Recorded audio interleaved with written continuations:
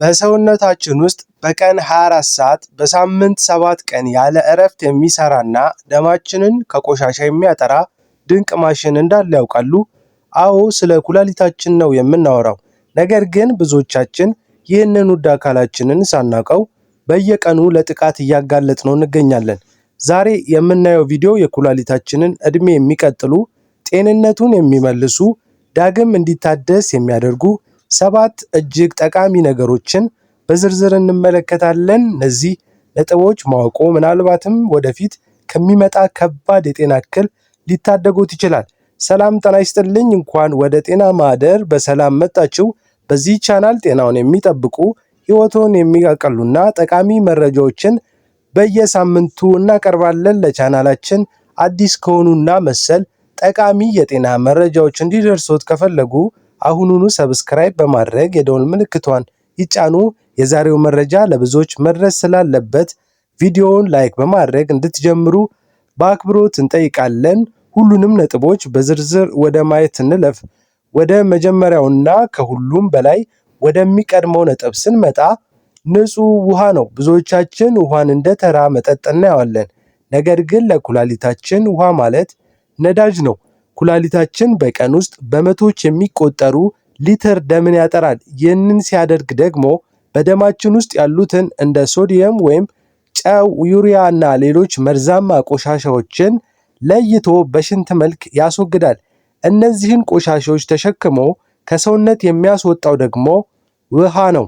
በቂ ውሃ በማናገኝበት ጊዜ ኩላሊታችን እነዚህን መርዛማ ነገሮች ለማስወገድ ይቸገራል። በዚህ ምክንያት ቆሻሻዎቹ በኩላሊት ውስጥ ተከማችተው ወደ ጠጠርነት ይቀየራሉ። የኩላሊት ጠጠር ህመም ምን ያህል አስከፊ እንደሆነ የሚታወቅ ነው። ይህንን በቀላሉ ውሃ በመጠጣት መከላከል ይቻላል።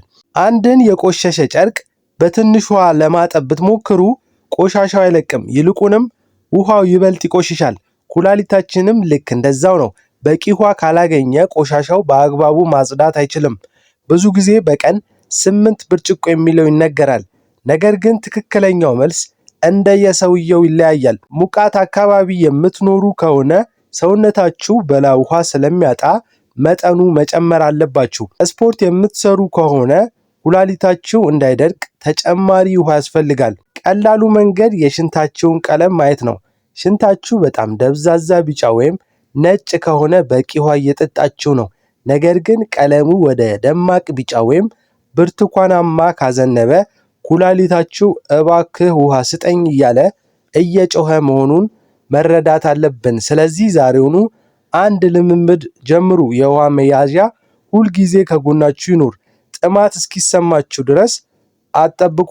ሁለተኛውና ለኩላሊት ጤና እጅግ አስገራሚ ጥቅም ያለው ነገር ሲትረስ ፍራፍሬዎች ናቸው። እነዚህ የምንላቸው እነ ሎሚ፣ ብርቱካን፣ ግሪፕ ፍሩትስ እና መንደሪን ነው።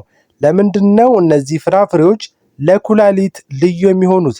ዋነኛው ምክንያት በውስጣቸው የያዙት ሲትሬት የተባለ የተፈጥሮ ንጥረ ነገር ነው። ይህ ንጥረ ነገር በኩላሊታችን ውስጥ ተደብቆ የሚጠብቀን የጤና ዘብ ነው። ብዙዎቻችን የኩላሊት ጠጠር የሚፈጠረው በካልሲየም ክምችት እንደሆነ እናውቃለን። ታዲያ ይህ በሎሚና በብርቱካን ውስጥ የሚገኘው ሲትሬት በኩላሊት ውስጥ ያሉ ትናንሽ የካልሲየም ክሪስታሎች እርስ በርስ ተጣብቀው ወደ ትልቅ ጠጠር እንዳይቀየሩ ይከላከላል። ብዙ የሕክምና ባለሙያዎች እንደሚመክሩት በቀን ውስጥ 1 ብርጭቆ የሎሚ ውሃ ጭማቂ መጠጣት የኩላሊት ጠጠር የመፈጠር እድልን በከፍተኛ ሁኔታ ይቀንሳል። ጠዋት በባዶ ሆድ ለብ ባለ ውሃ ውስጥ ግማሽ ሎሚ ጨምቆ መጠጣት ይህ ኩላሊትን ከማጽዳት ባለፈ የሰውነት መርዛማ ነገሮችን ለማስወገድ ይረዳል። ብርቱካን ወይም መንደሪን በየቀኑ መመገብ ደግሞ ለኩላሊታችን ሲትሬትን ብቻ ሳይሆን በሽታ የመከላከል አቅምን የሚገነባውን ቪታሚን ሲ ይሰጣል። እነዚህን ፍራፍሬዎች ስትጠቀሙ ተፈጥሯዊ መሆናቸውን ማረጋገጥ ይገባል። በሱቅ ውስጥ የታሸጉ ስኳር የበዛባቸው ጁሶች ከጥቅማቸው ጉዳታቸው ሊያመዝን ስለሚችል እቤቶ ውስጥ ራሱ ያዘጋጁትን ጭማቂ ተመራጭ ነው። ወደ ሶስተኛው በጣም ወሳኝ ወደ ሆነው ነጥብ ስንመጣ እንደ ጎመንና አበባ ጎመን ያሉ አትክልቶች ናቸው። እነዚህ አትክልቶች ለኩላሊት ጤና ልዩ የሚባሉበት የራሳቸው ምክንያት አላቸው። ለምንድነው እነዚህ አትክልቶች ለኩላሊት የሚመረጡት? ብዙ ጊዜ የኩላሊት ህመም ያለባቸው ወይም ኩላሊታቸውን መጠበቅ የሚፈልጉ ሰዎች እንደ ፖታሺየም እና ፎስፈረስ ያሉ ማዕድናት መጠን መቀነስ ይኖርባቸዋል። ብዙ አትክልቶች በእነዚህ ማዕድናት የበለጸጉ ቢሆኑም አበባ ጎመን ግን ለየት ያለ ነው። አበባ ጎመን ዝቅተኛ ፖታሺየም ያለው ከመሆኑ በላይ በቫይታሚን ሲ፣ ቪታሚን ኬ እና በፋይበር የበለጸገ ነው። ይህም ኩላሊታችን ያለምንም ጫና እንዲሰራ ይረዳዋል። ብዙ ጊዜ ኩላሊታቸውን የሚጠብቁ ሰዎች ድንች እንዲቀንሱ ይመክራሉ። ታዲያ በአሁን ጊዜ ብዙ ሰዎች ድንች በአበባ ጎመን በመተካት ጣፋጭና ለኩላሊት ተስማሚ የሆኑ ምግቦች ያዘጋጃሉ።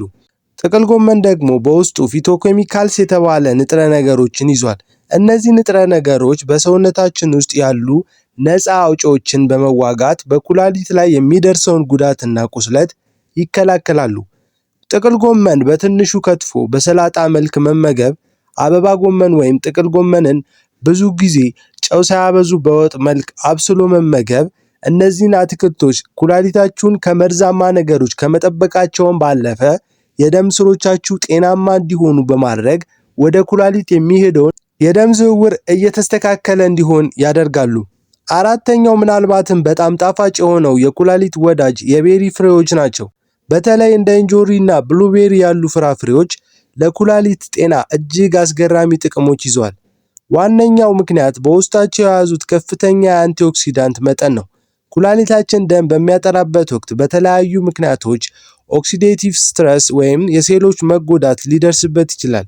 እነዚህ ፍሬዎች ደግሞ እንደ ጋሻ በመሆን የኩላሊት ሴሎች እንዳይጎዱና እንዳያረጁ ይከላከላሉ። ብሉቤሪ እነዚህ ፍራፍሬዎች አንቶሲያኒን የተባለ ንጥረ ነገር አላቸው። ይህ ንጥረ ነገር በኩላሊት ውስጥ የሚከሰቱ ቁስለቶችን በመቀነስ የኩላሊት ስራ እንዳይስተጓጎል ይረዳል። እንጆሪ ደግሞ በቫይታሚን ሲ እና በማንጋኒዝ የበለጸጉ ናቸው። ከሁሉም በላይ ደግሞ ልክ እንደ ቀደሙት አትክልቶች ሁሉ በውስጣቸው ያለው የፖታሺየም መጠን ከፍተኛ በመሆኑ ለኩላሊት በጣም ደህንነታቸው የተጠበቀ ፍሬዎች ናቸው። የቤሪ ፍሬዎች የልብ ጤናን በማስተካከል የታወቁ ናቸው። የልባችን ጤና ሲጠብቅ ደግሞ ወደ ኩላሊት የሚሄደው የደም ግፊት ይስተካከላል።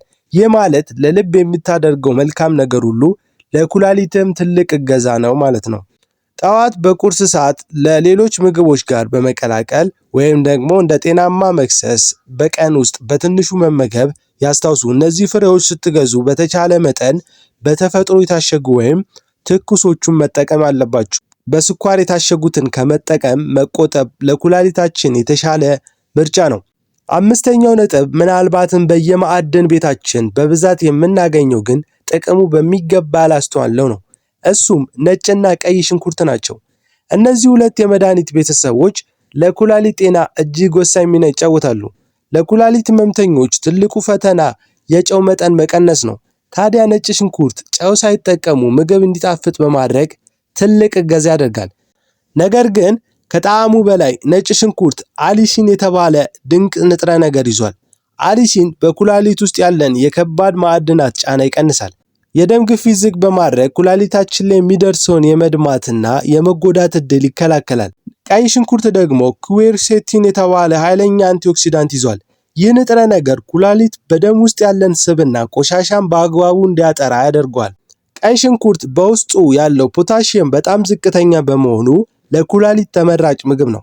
የደም ስኳር መጠን ለማስተካከል ስለሚረዳ በስኳር በሽታ ምክንያት የሚመጣን የኩላሊት ጉዳት ይከላከላል። ብዙ ጊዜ ሽንኩርትን ስንጠቀም አብስለን ነው። ነገር ግን የነጭ ሽንኩርት ሙሉ ጥቅም ለማግኘት ከትፋችሁት ወይም ወቅታችሁት ከ10 ደቂቃ በኋላ ወደ ምግብ ብትጨምሩት አሊሲን የተባለ ንጥረ ነገር ይበልጥ እንዲነቃቅ ያደርገዋል። ስለዚህ ኩላሊታችሁን ለመጠበቅ ጨው ቀነስ አድርጉና በእነዚህ የተፈጥሮ ጣዕሞች ምግቦችን ያጣፍጡ። ኩላሊታችሁ ለዚህ ምርጫ ያመሰግናችኋል። ስድስተኛው ነጥብ ምናልባት ብዙዎቻችን የምንዘነጋው ግን ለኩላሊት ጤና እጅግ ወሳኝ የሆነው ጥራት ያለው እንቅልፍ ማግኘት ነው። ብዙ ሰው እንቅልፍ ለጭንቅላት ወይም ለጡንቻ እረፍት ብቻ ይመስለዋል። ነገር ግን ለኩላሊት እንቅልፍ ማለት የጥገና ሰዓት ነው። እንቅልፍ ከኩላሊት ጋር ምን ያገናኘዋል ብለን ካሰብን የኩላሊታችን ስራ የሚመራው በሰውነታችን የሰዓት ዑደት ነው። ጥናቶች እንደሚያሳዩት ኩላሊታችን ራሱን የሚጠግነው የሴል እድሳት የሚያደርገው በምንኖርበት ሰዓት ነው። በቂ እንቅልፍ ካላገኘን የኩላሊታችን ያለ እረፍት 24 ሰዓት ሙሉ በከፍተኛ ጫና እንዲሰራ ይገደዳል። ይህ ደግሞ በጊዜ ሂደት የኩላሊት ስራ ያዳክማል። እንቅልፍ ማጣት የደም ግፊትን ይጨምራል። ከፍተኛ የደም ግፊት ደግሞ የኩላሊት ደም ስሮችን በማጥበብ ለኩላሊት በሽታ ቁጥር እንደ መንስኤ ይሆናል። በቀን ውስጥ በ7 እስከ 8 ሰዓት መተኛት ለኩላሊት የጤና የግድ ነው። ኩላሊታቸው የዛሬውን የደም ማጣራት ስራውን አጠናቆ ነገን በአዲስ ጉልበት ለመጀመር ይህንን የእረፍት ጊዜ ይፈልጋል። ስለዚህ ኩላሊታችሁን መውደድ ማለት በሰዓቱ መተኛት ማለትም ጭምር እንደሆነ አትርሱ። ስልካችሁ አርቃችሁ በማስቀመጥ ለሰውነታችሁ አስፈላጊ የጥገና ጊዜ ስጡት። ወደ 7ኛውና የመጨረሻው ነጥብ ስንመጣ መደበኛና መካከለኛ የሰውነት እንቅስቃሴ ማድረግ ነው። ብዙ ጊዜ ስፖርት ለጡንቻ ወይም ለውበት ብቻ ይመስለናል። ነገር ግን ለኩላሊት ጤና ያለው ፋይዳ ወደር የለውም። እንቅስቃሴ ለኩላሊት ለምን ይጠቅማል? የኩላሊት ዋነኛው ጠላት ከፍተኛ የደም ግፊት ነው። ስፖርት ስንሰራ ደም ስሮቻችን ይለጠጣሉ። ልባችንም በዝግታና በጥንካሬ ደም እንዲረጭ ይረዳዋል። ይህ ደግሞ በኩላሊት ውስጥ ባሉ ስስ የደም ስሮች ላይ የሚፈጠረው ጫና ይቀንሳል። ሁለተኛው የኩላሊት ጠላት ስኳር ነው። እንቅስቃሴ ማድረግ ሰውነታችን ኢንሱሊን በአግባቡ እንዲጠቀምና በደም ውስጥ ያለው ስኳር ለኩላሊት ስራ እንቅፋት እንዳይሆን ያደርጋል። እዚህ ጋር መጠንቀቅ ያለባችሁ ነገር ግን ከመጠን በላይ ራስን ማድከም ኩላሊት ላይ ጫና ሊፈጥር ስለሚችል በቀን ከ30 ደቂቃ ያህል ፍጥነት መራመድ ወይም ቀለል ያሉ እንቅስቃሴዎች ማድረግ ለኩላሊት ጤና በቂ ተመራጭ ነው። እንግዲህ ዛሬ ያየናቸው 7 ነጥቦች በቂ ውሃ መጠጣት፣ ሲትረስ ፍራፍሬዎችን መጠቀም፣ የጎመን ቤተሰቦች መመገብ፣ የቤሪ ፍሬዎችን፣ ነጭ ቀይ ሽንኩርት፣ በቂ እንቅልፍና እንቅስቃሴ ናቸው። እነዚህን ቀላል ልምዶች ወደ ህይወታችሁ በማስገባት ኩላሊታችሁን ከከባድ ህመም መጠበቅ ትችላላችሁ። ያስታውሱ፣ ጤና ከሀብት ሁሉ በላይ ነው። ኩላሊታችሁ ዛሬ የእናንተን እያገለገለ ነው። እናንተም ዛሬውን እሱን መንከባከብ ጀምሩ። ለዛሬ ያዘጋጀውላችሁ መረጃ ይህንን ይመስል ነበር። እነዚህ 7 ነጥቦች ውስጥ የእናንተ የትኛው መተግበር ትጀምራላችሁ? ወይ ደግሞ ስለ ኩላሊታችሁ ጤና ሌላ የምታውቁት ጠቃሚ ምክር ካለ ኮሜንት ላይ ጻፉልኝ፣ እኛም እንማርበታለን። ይህ ቪዲዮ ጠቃሚ ሆኖ ካገኛችሁት ላይክ ማድረጋችሁን አትርሱ። ለወዳጅ ዘመዶ እንዲደርስም ሼር ማድረግ አትርሱ። መሰል ጠቃሚ የጤና መረጃዎች እንዲደርሳችሁ ደግሞ ቻናሉን ሰብስክራይብ አድርገው የደወል ምልክቷን ይጫኑ። በቀጣይ ቪዲዮ በሌላ ጠቃሚ የጤና ርዕስ እስከምንገናኝ ጤናችሁ ይጠበቅልኝ። ቸር ሰንብቱ።